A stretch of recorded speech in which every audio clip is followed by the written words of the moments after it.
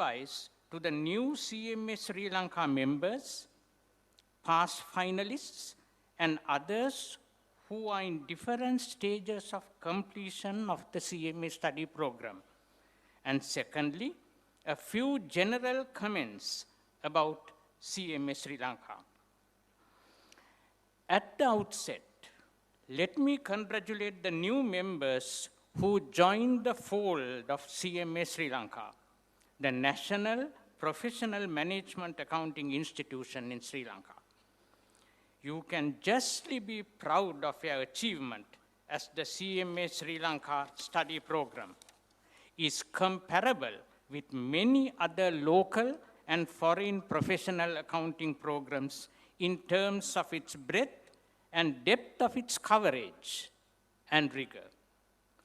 This is evident by the full and part exemptions that the program continues to receive from local and foreign academic professional bodies. However, CMA Sri Lanka, being a young organization, has to go a long way in its pursuit of gaining higher levels of recognition to its study program. New members, in this, you may have to play an important role as ambassadors who propagate the CMA Sri Lanka qualification by way of showing the corporate world that you belong to a different and worthy brand of accounting practitioners. CMA Sri Lanka would like you to demonstrate it by the way you conduct yourself in your workplace. Present your views at a forum, negotiate at a business meeting, argue and defend your case, and stand vehemently for a cause that is just and fair. It would also like you to uphold the highest ideals and morals in a fast deteriorating and crumbling society, and attempt to stem the rot to the extent that you possibly could. New members, I am aware that this is a tall order, but if you decide to tread this path, which will glorify you as well as the CMA Sri Lanka, it will be necessary for you to be engaged in a continuous process of self-development. For this purpose, I suggest to you to make a conscious effort to enhance your conceptualization and communication skills, as well as improving your knowledge on current affairs and contemporary topics in accounting.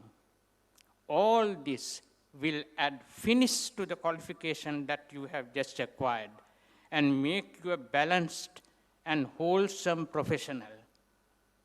Our country is badly in need of accounting professionals of that breed. Dear sons and daughters, why don't you read, now that you have finished your exams and a little free, why don't you read a little literature, history, politics, about art, philosophy, culture? These are important to a person. You having just your qualification, I would call you to be a technician.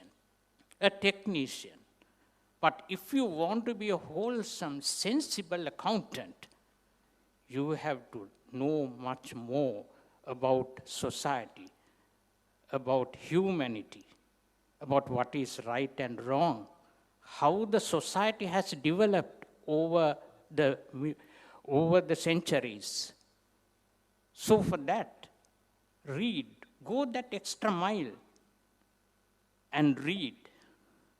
Then only you will begin to realize the real meaning of accounting.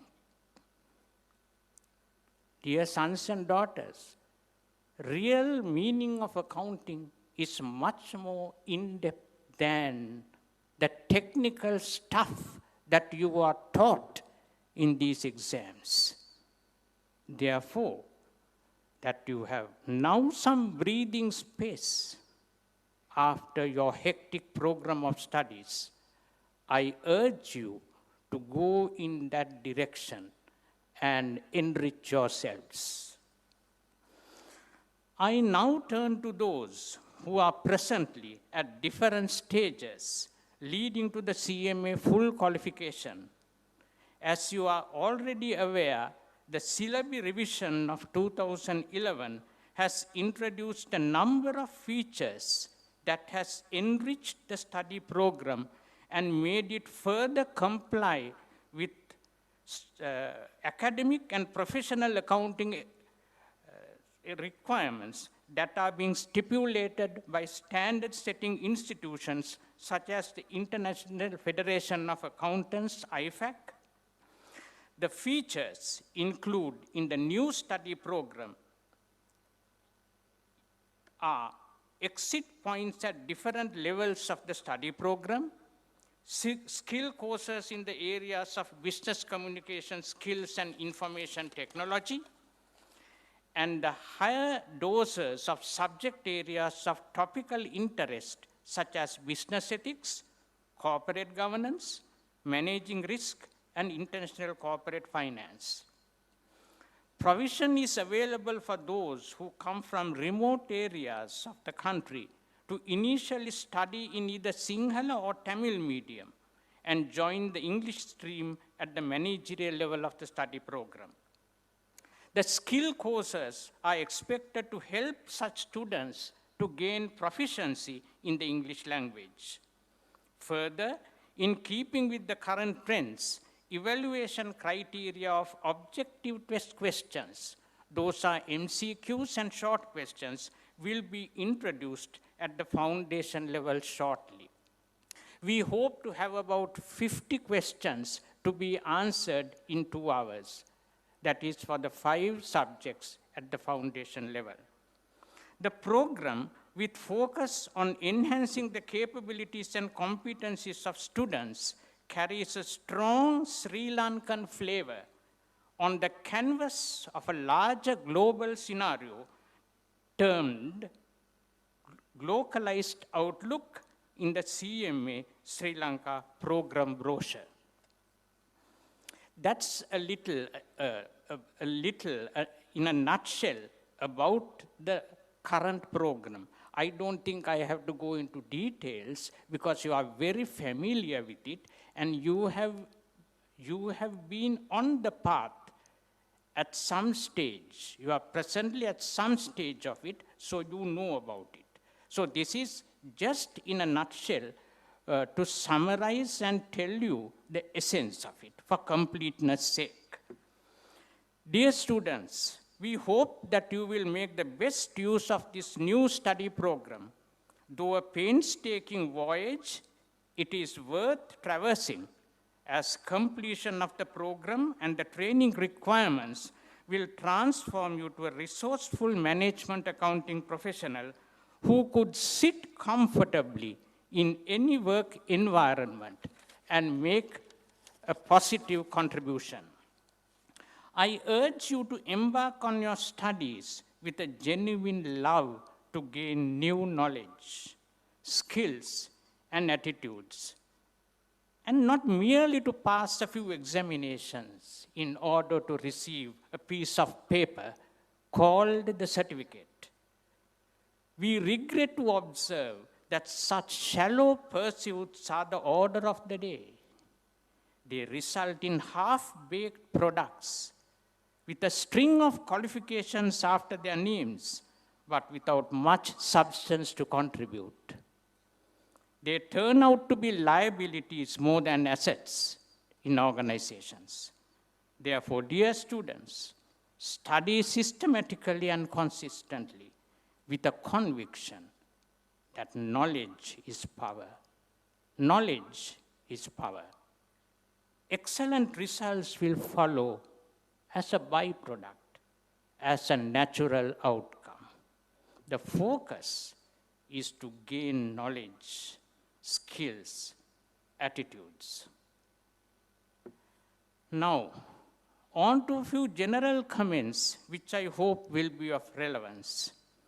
Ladies and gentlemen, fueled by the winds of globalization that surround us, we are in the age of organizations. The evolving socio-economic and political changes taking place both locally and globally give rise to new organizations which grow and consolidate themselves if there is a societal need that they could fulfill. I contend that CMA Sri Lanka has emerged in order to serve a much felt need in the Sri Lankan society. In an evolving context where the role of the management accountant is expanding and reaching new dimensions, CMA Sri Lanka has a clear role to play in educating sons and daughters of the soil who largely belong to the less affluent sector, with a view to engaging them in the accounting work in the largely untapped small and medium-scale local enterprises. In addition, of course, to the customary large-scale enterprises sector that everyone hastens to serve. Conduct of locally based research and dissemination of management accounting knowledge to grassroots levels are two other areas where CMA Sri Lanka could play a lead role. Where do we have Sri Lanka-based management accounting research? Who will do such research for us, unlike, other than, an institution that has emerged from the soil? Therefore, in the area of research, CMA Sri Lanka has a vital role to play, developing knowledge and disseminating knowledge. Therefore, ladies and gentlemen, CMA Sri Lanka certainly has a mission to accomplish. I am sure many years hence, historians will record that this institution did play an important role in the development efforts of the country and its people. It's common knowledge that successful organizations have always had their fair share of problems in the formative years, owing to the destructive societal dynamics that come into play. CMA Sri Lanka cannot be an exception, as it is still a young and growing organization. Therefore, it is natural that it has its quota of issues to resolve. The reluctance shown by certain local organizations to consider CMA Sri Lanka certificate as an alternative accounting qualification for higher-level accounting positions is an issue currently faced by the Institute. It's no secret. This has been the past experience of certain other professional accounting bodies too, whose programs have now turned out to be very popular. CMA Sri Lanka should also go through this difficult phase and get over it. And sooner it does, the better. I am confident that CMA Sri Lanka will take a high-level, multi-pronged approach to resolve this issue. In the meantime, at a lower level, members and students too have a responsibility to promote their qualification through excellent work practices that they exhibit in their places of work. So we come to the same issue again. Show that you belong to a different class, a different club. You cannot do this overnight, but the determination should be there that we will overcome the issue in the medium and long term. For that, how do you conduct yourself? What do you do? How do you do? how, how, how much better are you than others is what matters. It's not only the qualification, the paper qualification, the certificate, but the way you perform, in short.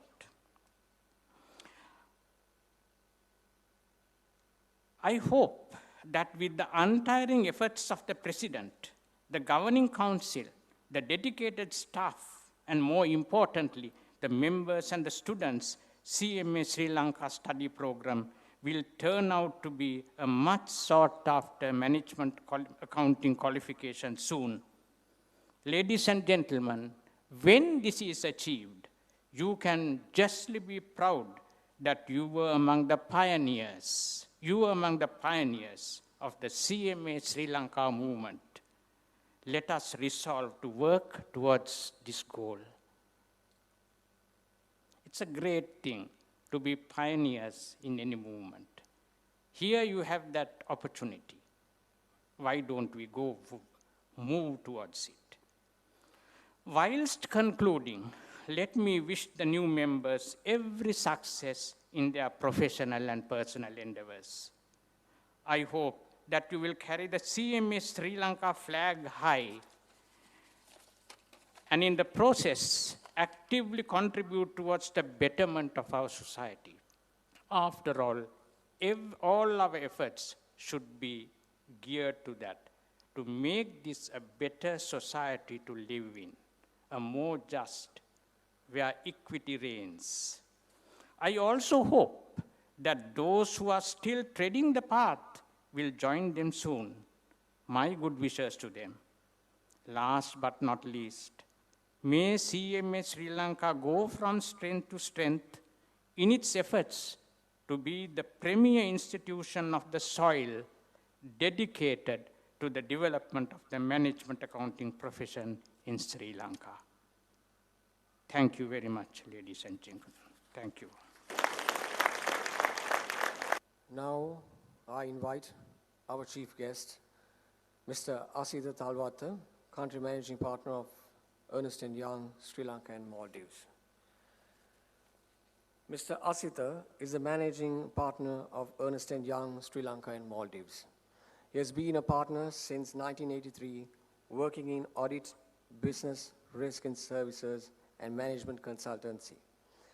Asita has worked with Ernst & Young in Cleveland, Ohio.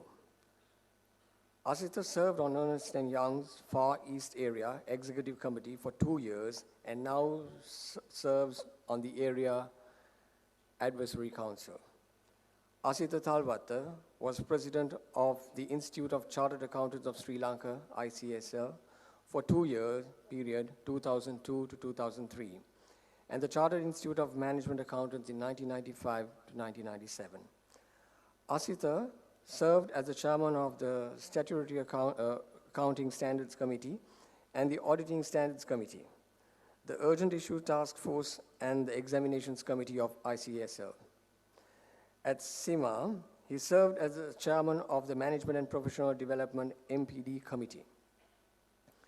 Mr. Asita has been closely associated with the development of corporate governance in Sri Lanka. He was actively involved with the Code of Corporate Governance of 2003 and the Code of Audit Committees in 2002. He co-chaired the committee comprising members of industry, the profession, academia, and the regulators to structure the revised Code of Corporate Governance of 2008 and the listing rules. Mr. Asita currently co-chairs the Committee on Corporate Governance set up by ICSL jointly with the Securities and Exchange Commission to review and revise the Code of Corporate Governance. Mr. Asita has served as a non-executive director on boards of listed companies, public companies, and state-owned enterprises. He is a fellow member of the Institute of Chartered Accountants of Sri Lanka, ICSL, and the Chartered Institute of Management Accountants of UK.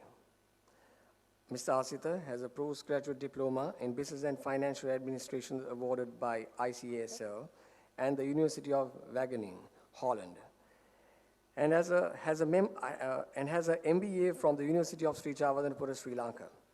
Mr. Asita has also participated in a Kellogg executive program at the Kellogg Graduate School of Management, Northwestern University, Evanston, Illinois. So now I invite Mr. Asita Talwate to make his address.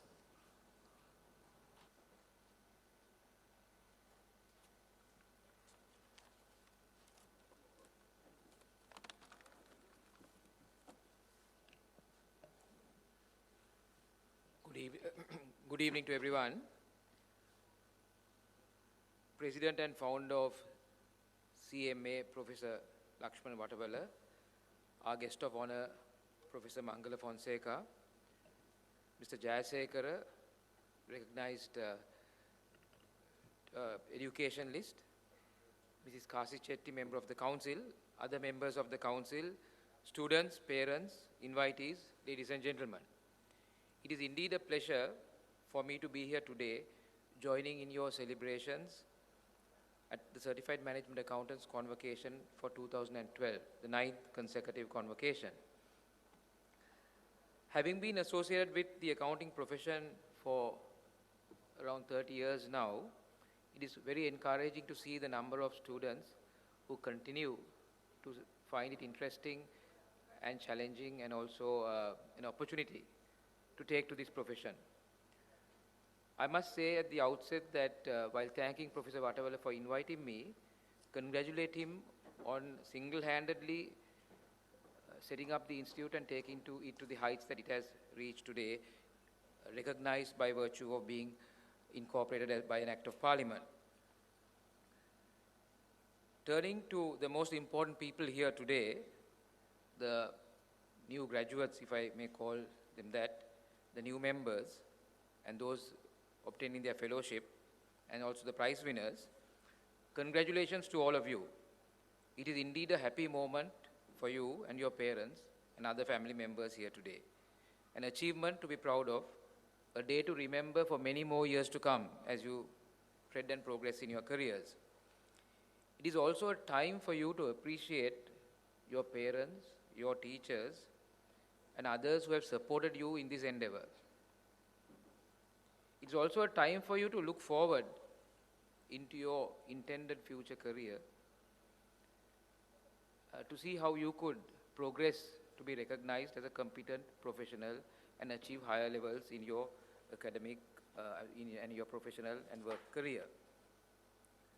I thought I would give you a few perspectives of how I see this. Firstly, as a professional, we must continue to continuously upgrade our knowledge. As Professor Mangala Fonseca also mentioned, he said very firmly that knowledge is power. Knowledge certainly is what our employers are looking for from us, or one key attribute. So knowledge also gets outdated with time, or it needs to be kept constantly updated, sharpened, and improved, because challenges in the economic environment and businesses continue to change. So in that sense, it is extremely important that we continue to sharpen our knowledge. Most professional institutes, as much as yours, would provide courses in continuing professional education, and you should look out for these and make sure that you participate in these on an annual basis. Secondly, gaining experience. Professor Vatawala mentioned in his speech the importance of a professional qualification, how it differs from an academic qualification, and the importance of the training as a part of it. Yes, the foundation of your training is extremely important, and even as you continue in your careers, gaining this training or gaining experience in diverse fields is important. So you need to look at the whole spectrum of accounting. I mean, you can't be a specialist in everything, but you need to have a good understanding of the different aspects, and then specialize perhaps and focus on area that interests you. So you need to look at areas such as management accounting, which is your core strength, costing, pricing, activity-based costing, and things that are very much the core strengths of a management accountant. Along with that, project evaluations. I'm just naming a few. Budgeting, forecasting, financial planning. I mean, these are all aspects that an employer would expect from skills from a management accountant. Knowledge is more than rushing to pass exams, your practical experience and education must go hand in hand. And he mentioned knowledge, skills, and attitudes, I think.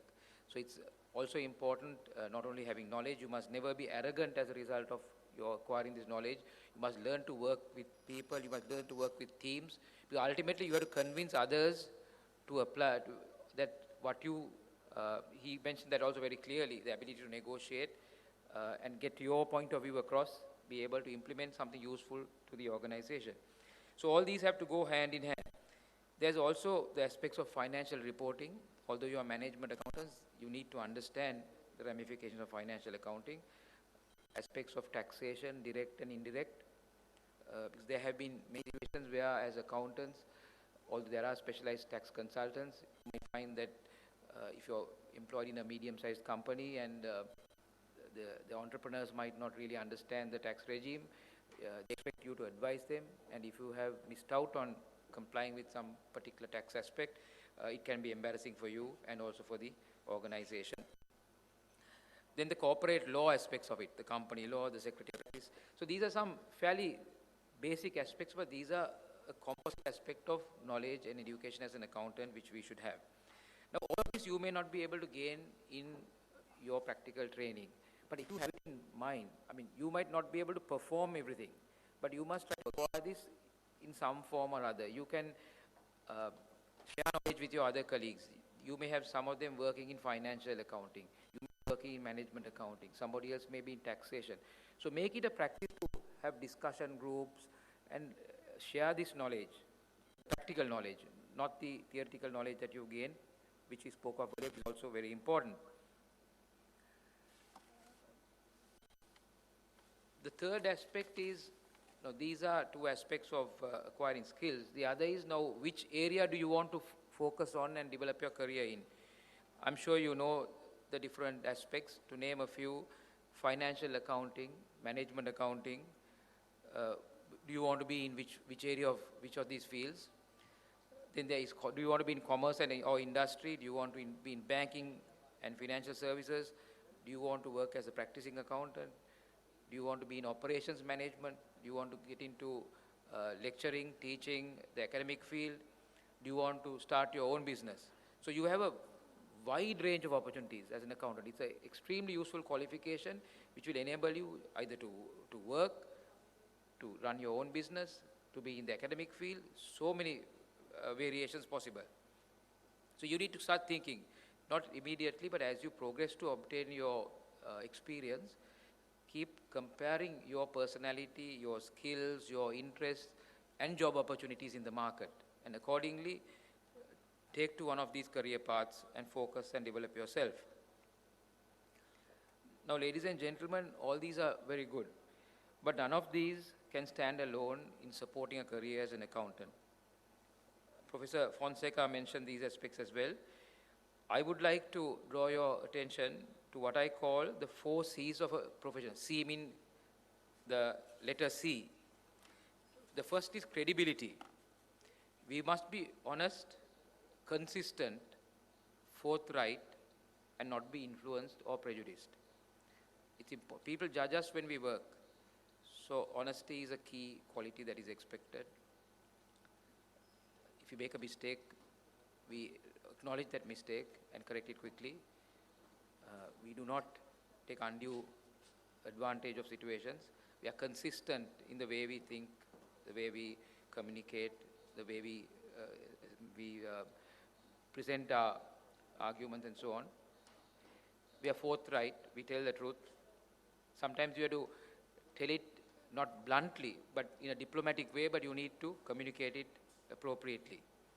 And we don't get influenced or prejudice. So we cannot carry prejudice, we cannot get influenced. As a professional, you have a role in that sense. Competence goes without saying. You need to be competent, and that's what we spoke about before. Continue to acquire knowledge. That's the foundation that is also expected. Commitment. Sometimes young people think that the qualification is an end in itself. It is not. How well you apply it and your commitment to work is extremely important. There's no shortcut to hard work. In a career, The qualification is just the beginning. Work experience and continuous committed application of your knowledge. Deadlines, clients will put pressure on you, your company will say they want the information by a certain date. It's tough, you'll have to burn midnight oil, you have to balance your family circumstances and personal aspects with the work. But as a professional, that level of commitment is expected and you need to make sure that you're up to it. So you need to be committed. The fourth is confidence. We must possess a level of confidence and instill that confidence in those with whom we deal with. In other words, we cannot be diffident. We should not be arrogant, but we should be confident. We must be confident of our knowledge. So we should be confident of the knowledge we have. We must be confident of the facts that surround a particular activity on which we are going to talk about. And we must be well researched, and we should analyze everything well, and then we should present our findings confidently. We should not be susceptible to intimidation by others. So these are simple aspects, but it's not easy. You must observe others you work with. The best way to see these is when you work with senior professionals. You can see how they deal with circumstances, and then you will acquire this knowledge as you go along. That is why it is so important in the life of a professional to have a work experience along with education. So keep these aspects in your mind as you progress into your careers. I'd now like to move on to another aspect, which is the challenges that the profession faces today and is likely to face over the next, perhaps run up to a next decade. Right now, the immediate challenge is the impact and implications of IFRS. I'm sure all of you have heard of it and know it and have studied it.